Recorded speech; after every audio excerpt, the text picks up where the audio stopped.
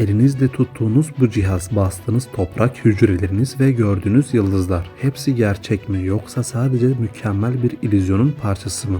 Modern fizik hayal gücümüzün sınırlarını zorlayan bir ihtimalin kapısını araladı. Belki de 3 boyutlu evrenimiz aslında 2 boyutlu bir yüzeye kodlanmış devasa bir veriden ibarettir. Kara deliklerin derinliklerinden sızan bu bilgi gerçekliğin dokusuna dair bildiğimiz her şeyi değiştirmek üzere. Bizler uzayın derinliklerinde süzülen maddeler miyiz? Yoksa evrenin sınırlarına yazılmış bir kodun kozmik projeksiyonları mı?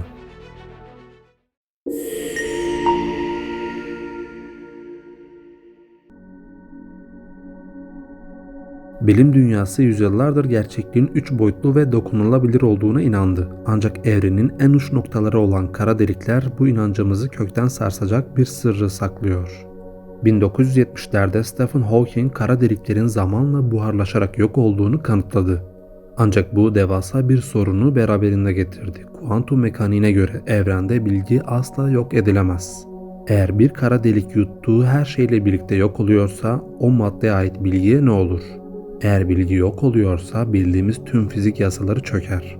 Bu krizi çözmek için ortaya atılan fikir sarsıcıydı. Holografik ilke. Bilim insanları kara deliğe düşen maddenin bilgisinin yok olmadığını, aksine kara deliğin yüzeyini, olay ufku dediğimiz 2 boyutlu olarak kodlandığını öne sürer.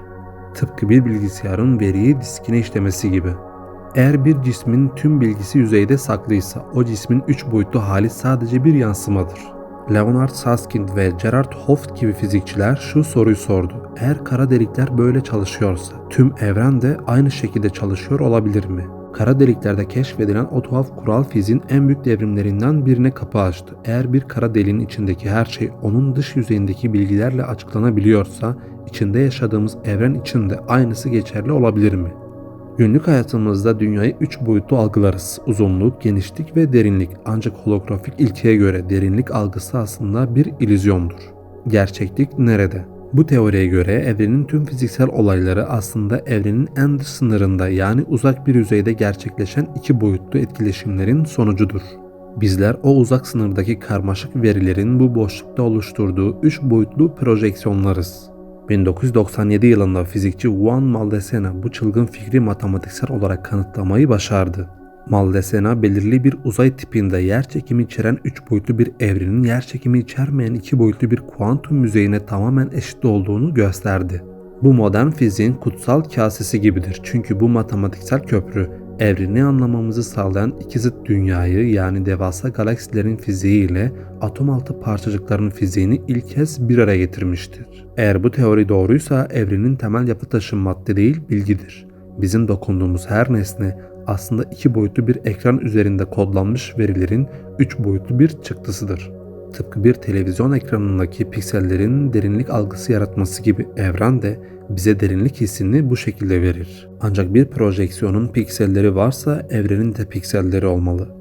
Eğer evrenimiz 2 boyutlu bir yüzeyin 3 boyutlu bir yansımasıysa bu yansımanın bir sınırı olmalıdır. Tıpkı bir dijital fotoğrafı sonsuza kadar yakınlaştıramayacağınız gibi uzay zamanın kendisi de sonsuza kadar bölünemez. Fizikte en küçük dediğimiz bir sınır vardır. Planck uzunluğu. Bu uzunluk o kadar küçüktür ki bir atomu tüm gözlemlenebilir evren kadar büyütseydiniz bir Planck uzunluğu ancak bir ağaç dalı kadar olurdu. İşte holografik ilkeye göre eğer evren bir hologramsa bu en küçük ölçekte uzay zaman pürüzsüz değil kumlu olmalıdır.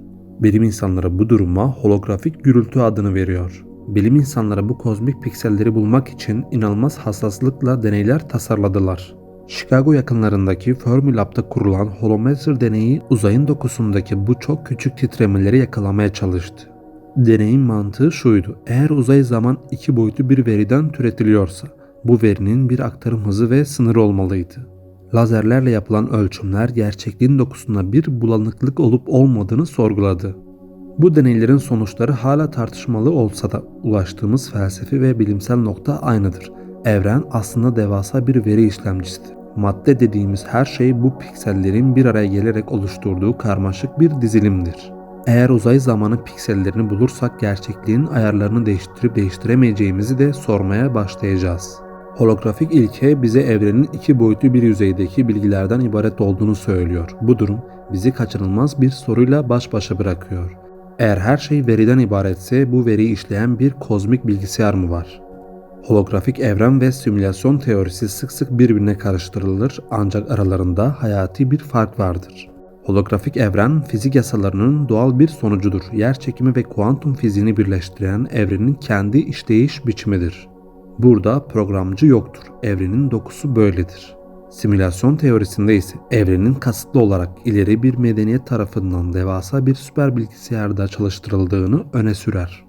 Ancak her iki teori de aynı noktada birleşir. Gerçeklik dijitaldir. Eğer bir simülasyonun veya hologramın içindeysek sistemin sınırlarını zorladığımızda hatalar görmemiz gerekir. Fizikçiler holografik gürültü adını verdikleri o küçük sapmaları işte bu yüzden arıyor. Mesela neden evrenin bir hız sınırı vardır? Simülasyon teorisyenlerine göre ışık hızı bu evrensel işlemcinin maksimum işlem hızıdır. Veri bundan daha hızlı aktarılamaz. Fizikçi Ralph Landauer bilginin sadece soyut bir kavram değil, fiziksel bir şey olduğunu öne sürmüştü. Bir bitlik bilgiyi silmek çevreye küçük bir miktar ısı yayar.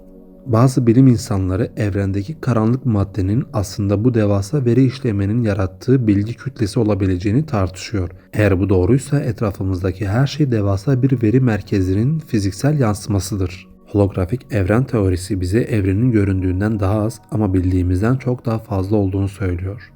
Bizler boşlukta savrulan toz zerreleri değil, evrenin sınırlarına işlenmiş ölümsüz bir bilgi arşivinin yaşayan parçalarıyız. Eğer bu teori doğruysa dokunduğunuz her el, izlediğiniz her gün batımı ve tarihin her anı evrenin sınırındaki o devasa iki boyutlu yüzeyde ebediyen saklıdır. Zaman ve mekan bir illüzyon olabilir ancak bu illüzyonu oluşturan bilgi mutlak ve yok edilemezdir. Bilim bizi hayret verici bir noktaya getirdi. Gerçekliği sadece gözlemlemiyoruz. Bizler o devasa projeksiyonun bizzat kendisiyiz. Maddenin katılığının yerini verinin akışkanlığına bıraktığı bu yeni dünyada artık kendimize sormamız gereken soru neredeyiz değil, biz hangi bilginin yansımasıyız sorusudur. Belki de evren kendi hikayesini sonsuz bir yüzeye kaydeden devasa bir kütüphanedir ve bizler bu kütüphanede canlanan en karmaşık, en meraklı ve en hayret verici cümleleriz.